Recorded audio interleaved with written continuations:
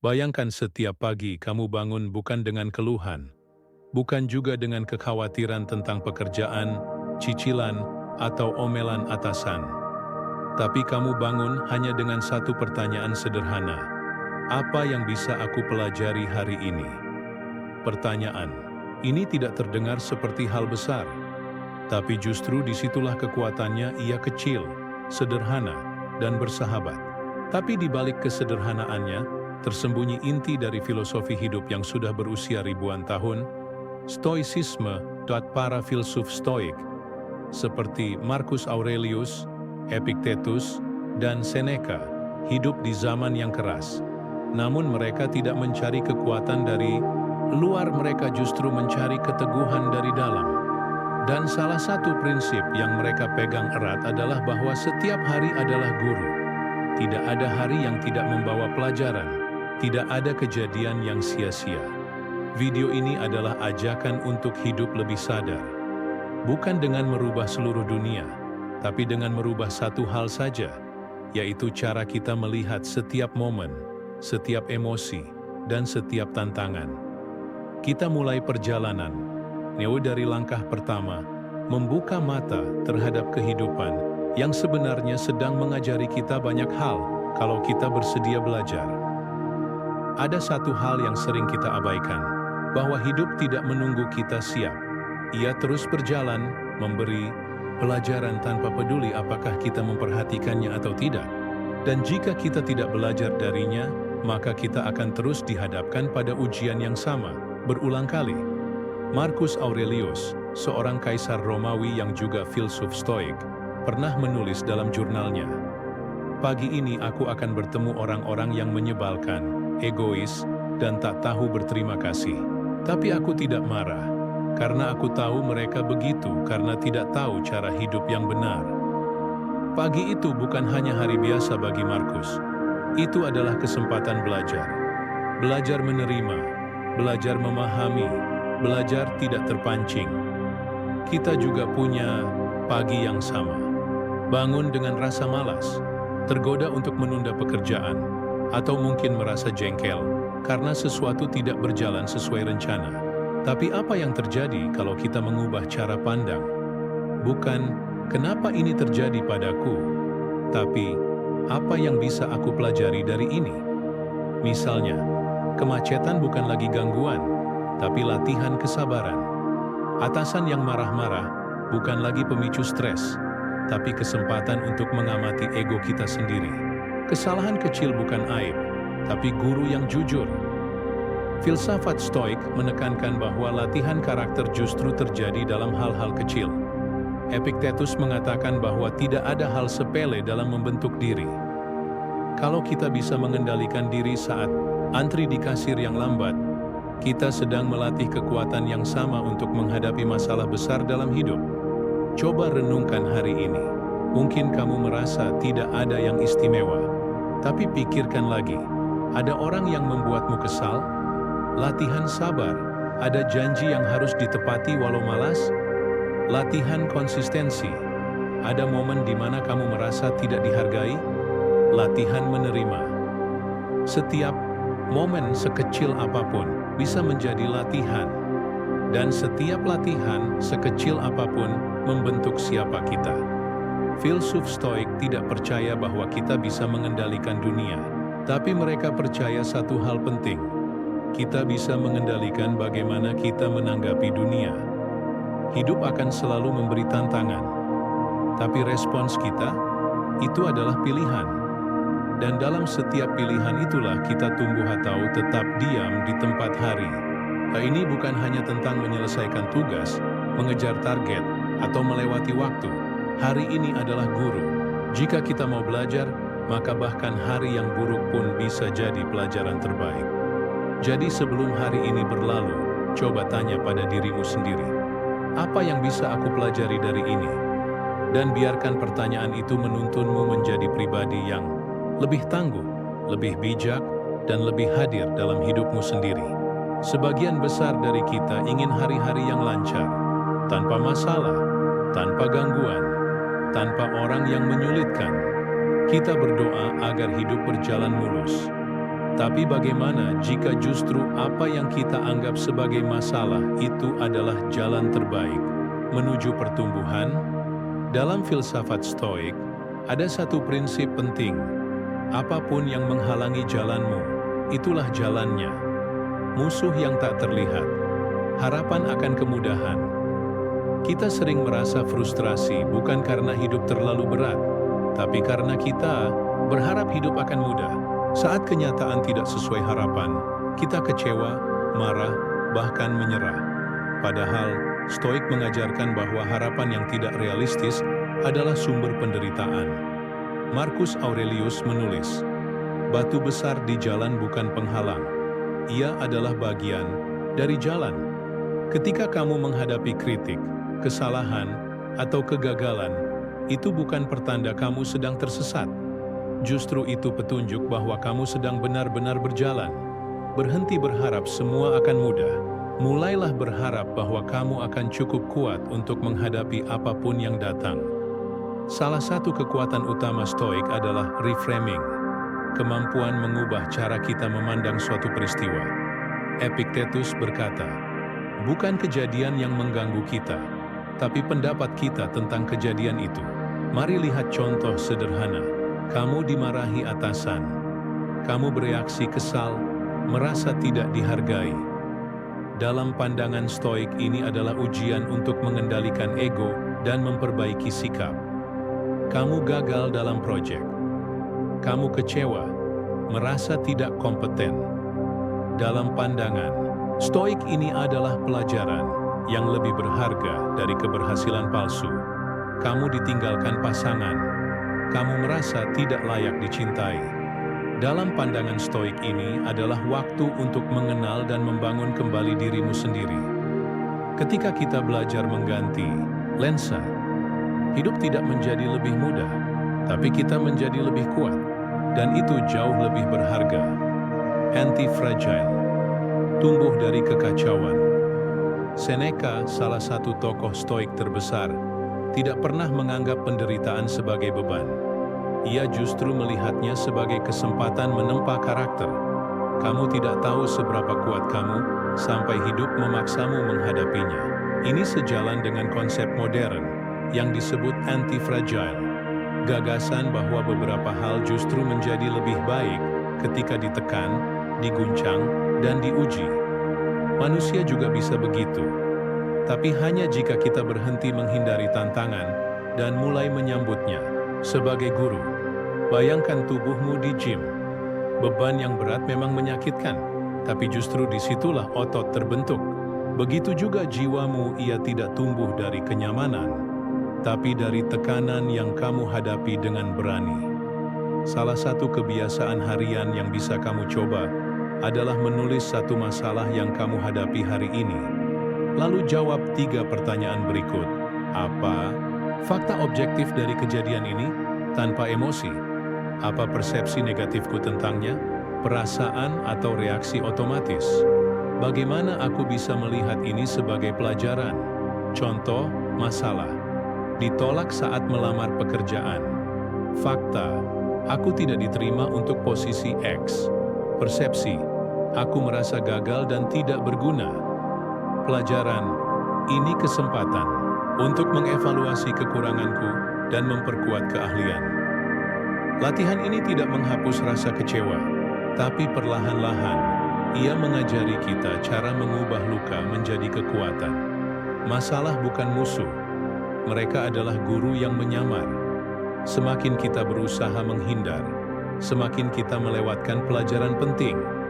Tantangan adalah jalan, bukan karena kita menikmatinya, tapi karena di sanalah kita benar-benar belajar menjadi manusia yang kuat, bijak, dan tidak mudah goyah.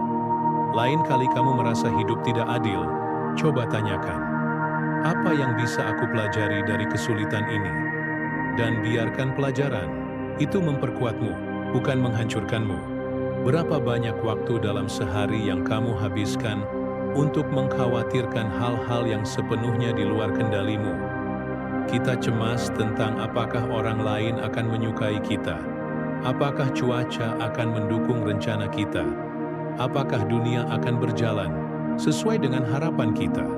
Dan saat semuanya tidak sesuai harapan, kita kecewa, marah, bahkan merasa hidup ini tidak adil. Tapi mari kita berhenti sejenak dan renungkan pertanyaan sederhana ini. Apa yang sebenarnya ada dalam kendaliku? Ya, inilah inti dari kebijaksanaan Stoik. Memisahkan antara apa yang bisa kita kendalikan dan apa yang tidak. Epictetus, seorang filsuf Stoik yang dulunya adalah budak, mengajarkan bahwa kehidupan manusia terbagi menjadi dua wilayah besar. Hal-hal yang bisa kita kendalikan seperti pikiran, sikap, pilihan, usaha, reaksi kita terhadap peristiwa. Hal-hal yang tidak bisa kita kendalikan seperti cuaca, masa lalu, opini orang lain, hasil akhir, tindakan orang lain, kematian, penyakit. Kebijaksanaan hidup adalah belajar untuk fokus pada wilayah pertama dan melepaskan keterikatan dari wilayah kedua. Kita tidak bisa mengendalikan bagaimana orang lain bersikap, tapi kita bisa mengendalikan bagaimana kita merespons. Kita tidak bisa menjamin kesuksesan, tapi kita bisa mengendalikan kualitas usaha. Kita tidak bisa menghentikan datangnya kesedihan, kehilangan, atau cobaan, tapi kita bisa memilih untuk belajar darinya. Banyak dari penderitaan kita bukan berasal dari kejadian itu sendiri, tapi dari keinginan untuk mengontrol hal yang memang tidak bisa kita atur. Kita ingin orang lain selalu menghargai kita, tapi mereka punya kehendak bebas. Kita ingin rencana berjalan sempurna, tapi hidup punya caranya sendiri. Kita ingin dicintai, dimengerti, dan disetujui, tapi itu bukan sesuatu yang bisa kita paksa. Ilusi bahwa kita bisa mengendalikan segalanya, menciptakan tekanan tak perlu. Kita kelelahan karena mencoba memainkan peran Tuhan di dunia yang kacau. Padahal, semakin cepat kita menerima keterbatasan, semakin tenang hati kita. Ketenangan bukan datang dari kekuasaan atas dunia luar, tapi dari penguasaan atas dunia dalam. Mengendalikan apa yang bisa dikendalikan bukan berarti pasrah pada hidup. Justru sebaliknya, ini adalah bentuk tanggung jawab tertinggi. Kita tetap bekerja keras, tetap mencintai, tetap bermimpi, tapi kita tidak lagi mengikatkan kebahagiaan kita pada hasil akhir yang tidak bisa kita pastikan. Seneca pernah menulis, "Yang bijak akan melakukan apa yang bisa dilakukan dan menerima apa yang tidak bisa diubah." Inilah sikap Stoik, energi penuh untuk bertindak, hati yang lapang untuk menerima. Contohnya, saat kamu belajar keras untuk ujian, fokuslah pada proses belajar. Nilai adalah hasil yang tak sepenuhnya bisa kamu kontrol. Saat kamu mencintai seseorang, fokuslah pada ketulusan dan kebaikan yang kamu beri. Apakah dia membalas atau tidak, itu di luar kuasamu. Saat kamu berbisnis, fokuslah pada integritas dan kualitas. Sukses atau gagal, tetaplah bertindak benar. Ini bukan fatalisme. Ini keberanian yang tenang. Ini keteguhan dalam badai. Ada kisah kuno dari Tiongkok yang sering dipakai untuk menjelaskan ketenangan hati dalam stoisisme. Seorang petani punya seekor kuda. Suatu hari kudanya lepas. Tetangganya berkata, "Sungguh sial." Si petani menjawab, "Mungkin." Keesokan harinya, kuda itu kembali membawa 3 kuda liar. Tetangga berkata, "Sungguh beruntung." Petani itu menjawab, "Mungkin." Hari berikutnya, anak petani mencoba menunggangi kuda liar dan jatuh, patah kakinya. Tetangga berkata, "Sungguh malang." Petani menjawab lagi, "Mungkin." Tak lama kemudian, tentara datang menjemput pemuda untuk perang. Tapi karena kaki anaknya patah, ia tak jadi dibawa. Tetangga berkata, "Sungguh beruntung." Dan si petani tetap menjawab, "Mungkin." Petani itu telah memahami inti stoisisme. Kita tidak tahu hasil akhir dari kejadian, tapi kita bisa memilih sikap tenang dan bijaksana setiap saat. Setiap hari kita dihadapkan pada 2 pilihan. Menghabiskan energi untuk mengendalikan hal-hal yang tidak bisa kita kontrol. menguatkan diri untuk fokus pada hal-hal yang benar-benar. Edinalan kuasa ekster. Sione kamwini uriwa hidup lebih damai, yang lebih husari binangwah dunia terlebih dahulu. Ubahlah dirimu. Kendalikan pikiranmu. Kelola reaksimu. Itulah medan perang sebenarnya. Jadi setiap kali kamu merasa frustrasi hari ini, tarik napas dan tanyakan, apakah ini sesuatu yang bisa aku kendalikan? Jika tidak, lepaskan. Jika ya, lakukan yang terbaik. Dan itulah pelajaran hari ini. Berapa kali kita merasa frustrasi karena orang lain tidak berubah? Orang tua yang keras kepala, pasangan yang tidak peka, teman kerja yang menyebalkan, dunia yang rasanya makin kacau. Dan kita pun berpikir, kalau saja mereka berubah, hidupku akan jauh lebih baik. Tapi bagaimana jika ternyata kunci ketenangan bukanlah pada mengubah dunia, melainkan pada mengubah diri sendiri? Salah satu kesalahan paling umum yang kita lakukan adalah menganggap bahwa dunia harus berjalan sesuai dengan harapan kita. Kita berharap orang lain memperlakukan kita dengan baik, cuaca bersahabat saat kita liburan, lalu lintas lancar saat kita terburu-buru. Dan saat kenyataan tidak sesuai harapan, kita merasa menjadi korban. Tapi Stoik mengajarkan hal yang sangat berbeda. Jangan berharap dunia menjadi seperti yang kamu inginkan. Belajarlah menerima dunia sebagaimana adanya, lalu ubah dirimu untuk menyesuaikannya. Epictetus. Bukan berarti kita harus menyerah pada ketidakadilan atau menjadi pasif. Tapi jika kita menghabiskan energi untuk mencoba mengatur hal-hal di luar kuasa kita, termasuk perilaku orang lain, maka kita akan kelelahan dan pahit. Kamu bisa saja menyuarakan nilai, tapi kamu tidak bisa memaksa orang lain hidup sesuai nilai itu. Kamu bisa memberi contoh baik, tapi kamu tidak bisa mengontrol apakah orang lain mengikutinya. Yang kamu bisa ubah dan seharusnya kamu ubah terlebih dahulu adalah dirimu sendiri. Kita terbiasa menunjuk keluar, menyalahkan orang lain atas kekesalan kita, menyalahkan sistem atas kegagalan kita, menyalahkan situasi atas ketidakbahagiaan kita. Tapi kebijaksanaan Stoik mengajarkan sebaliknya. Dan setiap peristiwa adalah cermin. Saat kamu marah pada seseorang, tanyakan, apa yang ini tunjukkan tentang diriku? Saat kamu merasa orang lain tidak menghargaimu, tanyakan, apakah aku sudah menghargai diriku sendiri? Saat kamu kecewa karena dunia tidak adil, tanyakan, apakah aku sudah hidup adil dan jujur dalam hal-hal kecil? Dalam filsafat Stoik, dunia adalah tempat latihan. Ia tidak sempurna, tapi justru ketidaksempurnaannya adalah kesempatan untuk mengasah karakter. Orang bijak tidak meminta dunia berhenti memberi tantangan. Ia meminta dirinya menjadi lebih kuat. Seneca. Bayangkan dirimu seperti batu karang di tepi laut. Ombak datang bertubi-tubi, tak henti, tak peduli, tak bisa dicegah. Kamu tidak bisa menghentikan badai, tapi kamu bisa belajar berdiri tegak. Itulah peran tantangan hidup, bukan untuk menghancurkanmu, tapi untuk membentukmu. Saat orang lain menyakitimu, kamu bisa belajar mengelola luka dan tetap memilih kebaikan. Saat rencanamu gagal, kamu bisa belajar bersikap fleksibel dan mencari jalan baru. Saat dunia terasa tidak masuk akal, kamu bisa belajar menjadi titik ketenangan dalam kekacauan. Stoicisme bukan mengajarkan kita untuk menjadi pasif dan menerima segalanya begitu saja, tapi mengajarkan bahwa perubahan paling efektif dan paling damai dimulai dari dalam ubah diri. Maka dunia pun berubah. Mungkin kita tidak bisa membuat dunia berhenti bersikap kasar, tapi kita bisa memilih untuk tidak membalas dengan kekasaran. Mungkin kita tidak bisa membuat orang lain menjadi penuh kasih, tapi kita bisa memilih untuk tetap mencintai. Dan anehnya, saat kita berubah, energi kita pun berubah. Dan seringkali, itu cukup untuk mulai mengubah lingkungan sekitar. Kamu tidak perlu menjadi presiden atau selebritas untuk membawa perubahan. Terkadang, dengan menjadi pribadi yang lebih sabar, lebih jujur, lebih tenang, kamu sudah mengubah dunia dalam lingkaranmu sendiri. Coba lakukan latihan berikut setiap hari.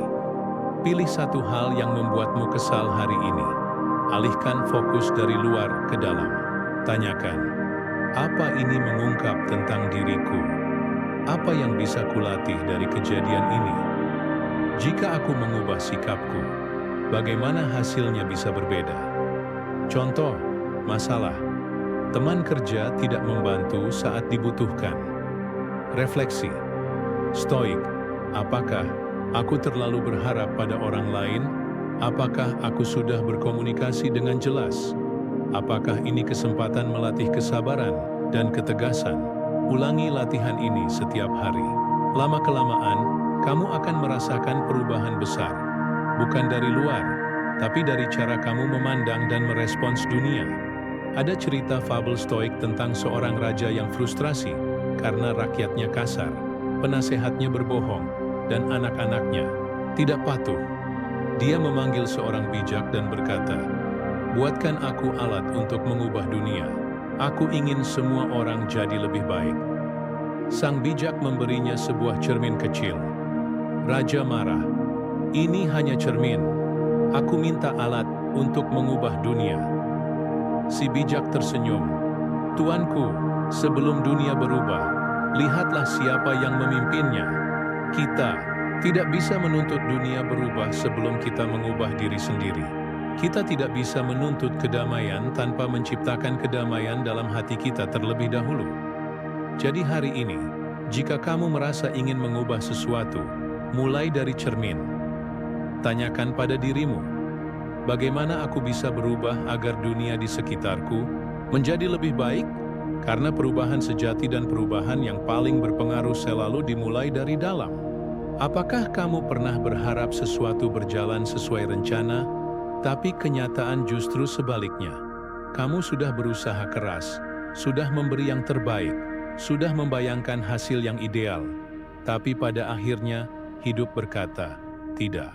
Dan di momen itu, kamu merasa kecewa, marah, lelah, dan mungkin bertanya, kenapa ini terjadi padaku? Tapi Stoik tidak mengajarkan kita untuk melawan kenyataan.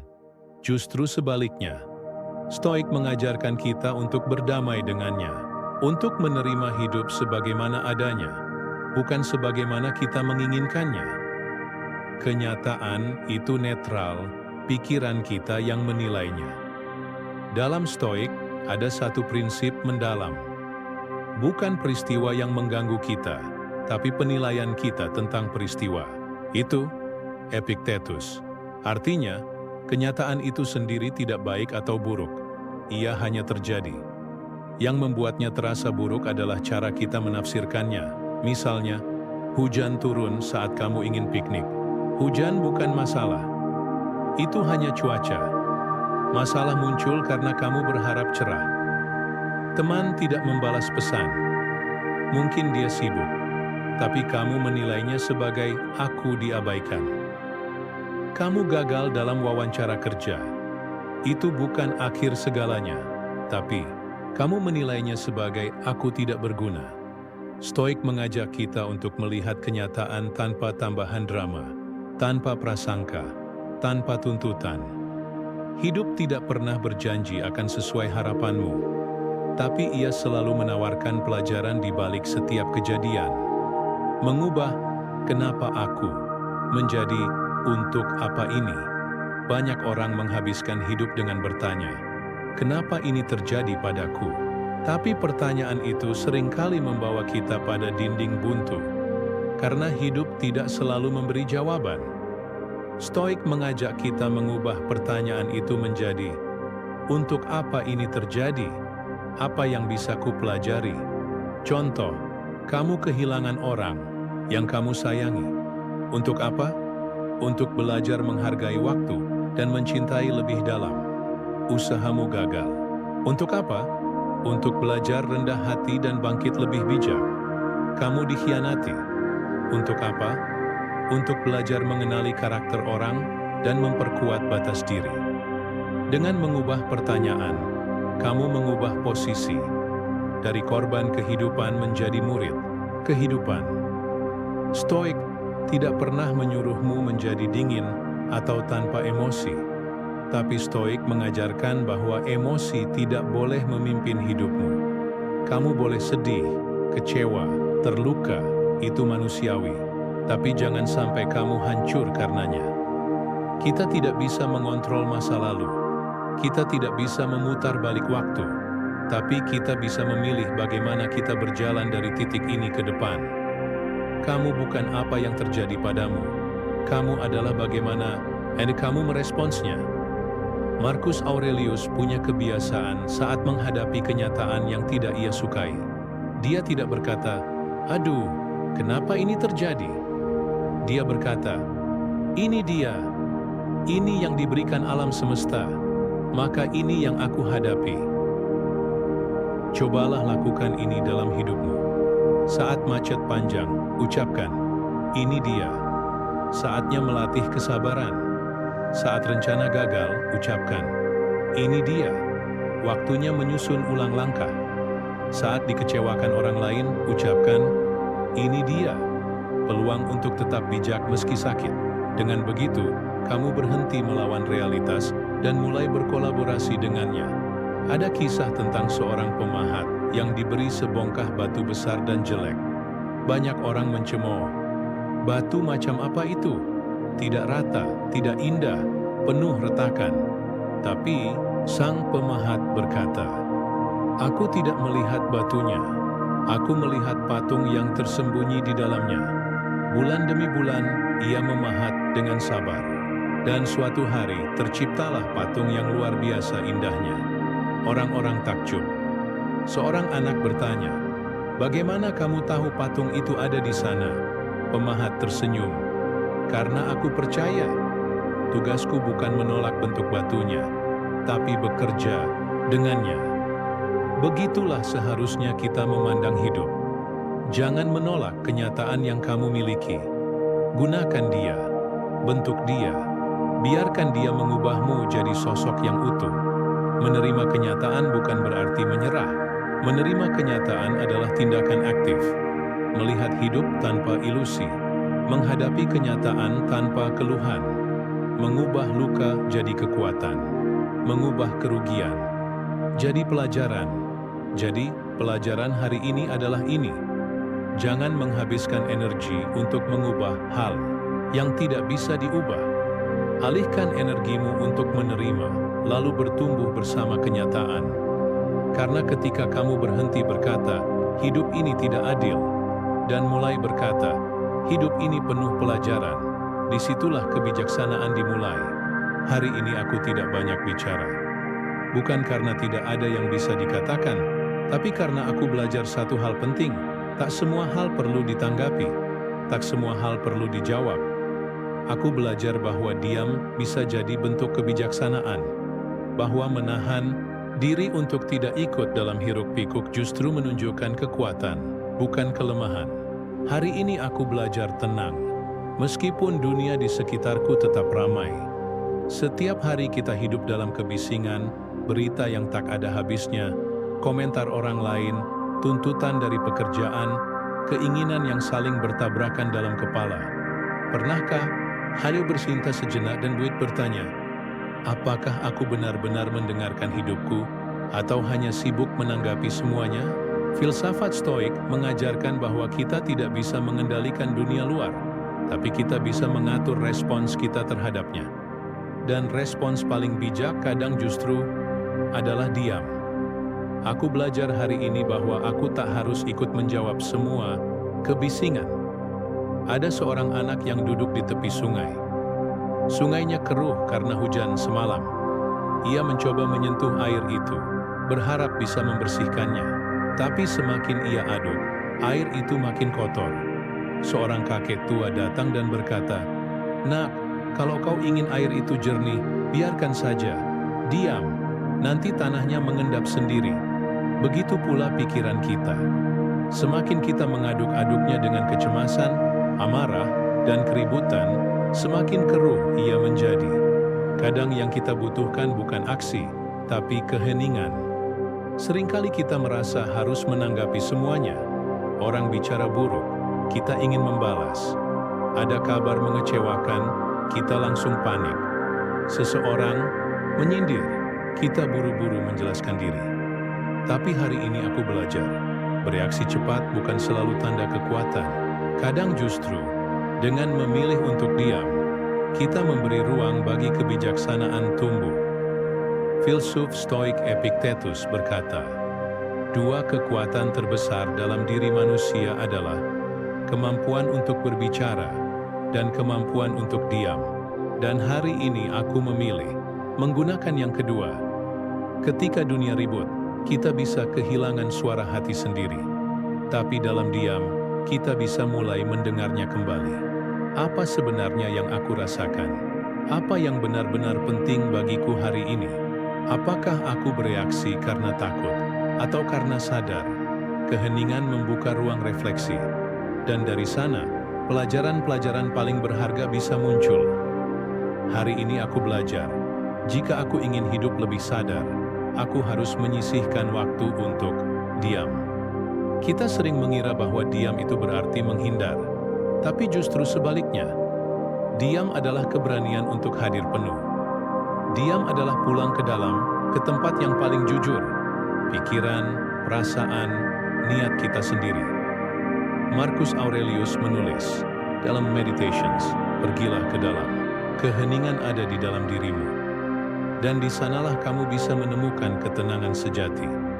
Hari ini aku tidak kemana-mana, tapi aku merasa telah melakukan perjalanan jauh menuju batinku sendiri.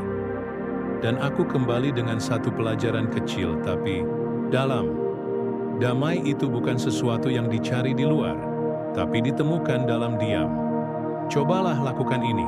Ambil waktu 5 menit saja. Duduk diam, tanpa musik, tanpa ponsel, tanpa tugas.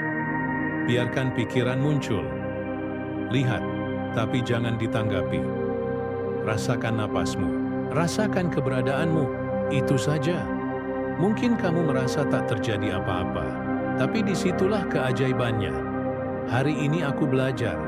Kadang yang paling aku butuhkan bukan motivasi baru, tapi hening sejenak dari semua dorongan yang tak berhenti. Hari ini, aku belajar bahwa keheningan bukan kekosongan, tapi tempat semua makna bermula. Di tengah kebisingan dunia, aku bisa memilih untuk tidak selalu ikut gaduh. Aku bisa hadir tanpa harus selalu terlihat.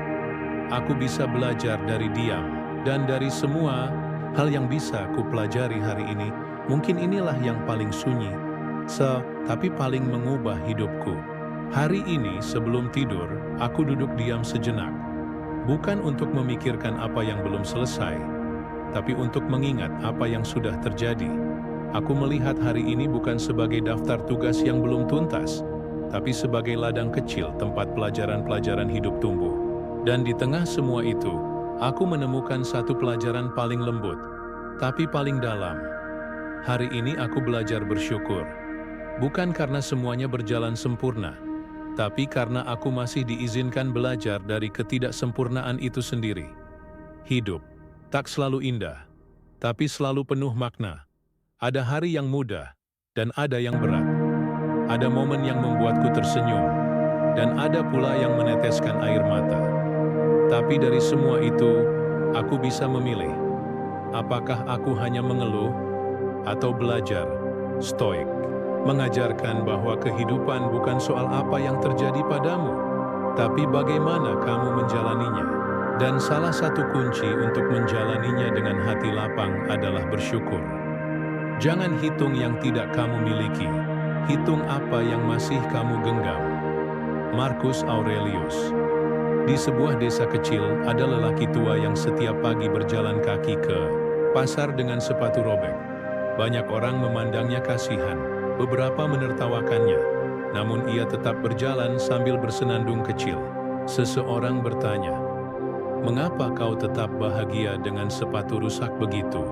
Ia menjawab sambil tersenyum, "Karena aku masih punya kaki, dan masih bisa berjalan." Kebahagiaan tidak datang dari apa yang kita punya, tapi dari cara kita memandang apa yang kita punya. Itu pelajaran stoik yang sederhana tapi mendalam. Aku belajar melihat kecil sebagai anugerah. Hari ini aku belajar. Segelas air di pagi hari adalah berkat. Senyum orang asing bisa jadi pelipur lara.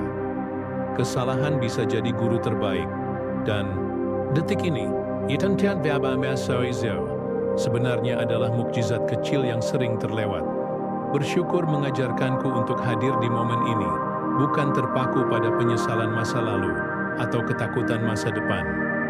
Apa yang kamu miliki saat ini adalah cukup untuk damai. Jika kamu menganggapnya cukup, Epictetus Stoa, pelajaran terbesar dari perjalanan ini. Setelah merenung, menulis, dan belajar, aku sadar, pelajaran hidup tidak datang dalam bentuk petir yang menyambar. Ia datang diam-diam, dalam hal-hal biasa. Dalam rasa sabar menunggu giliran. Dalam keputusan untuk tidak membalas saat disakiti. Dalam kesediaan untuk gagal dan mencoba lagi. Dalam keberanian untuk berkata tidak. Dalam waktu 5 menit duduk diam. Dalam satu kalimat kecil. Terima kasih, hari ini aku masih bisa belajar. Setiap hari adalah halaman kosong. Dan kita, manusia biasa, menuliskan kisah di dalamnya dengan tindak tanduk, pilihan, dan pikiran kita sendiri. Hari ini mungkin tak spektakuler. Tapi jika kamu berhenti sejenak dan bertanya, apa yang bisa aku pelajari hari ini? Maka kamu telah menjadikan hidup sebagai proses, bukan perlombaan. Sebagai perjalanan, bukan tekanan. Sebagai kesempatan, bukan kutukan. Hari ini aku belajar bersyukur, karena aku masih bisa bangun, masih bisa berpikir, masih bisa mencoba, masih bisa berubah, masih bisa menjadi versi diriku yang lebih baik, meski sedikit demi sedikit. Hari ini, hidup tidak memberiku semua yang kuinginkan, tapi ia memberiku semua yang kubutuhkan untuk bertumbuh. Dan untuk itu, aku berterima kasih. Esok mungkin lebih sulit, lebih ribut, lebih rumit. Tapi kamu akan selalu punya satu pertanyaan sederhana yang bisa menuntunmu kembali ke jalur. Apa yang bisa aku pelajari hari ini? Dan jika kamu mau mendengarkan jawabannya, dalam diam, dalam sabar, dalam jujur, kamu tak akan pernah benar-benar tersesat.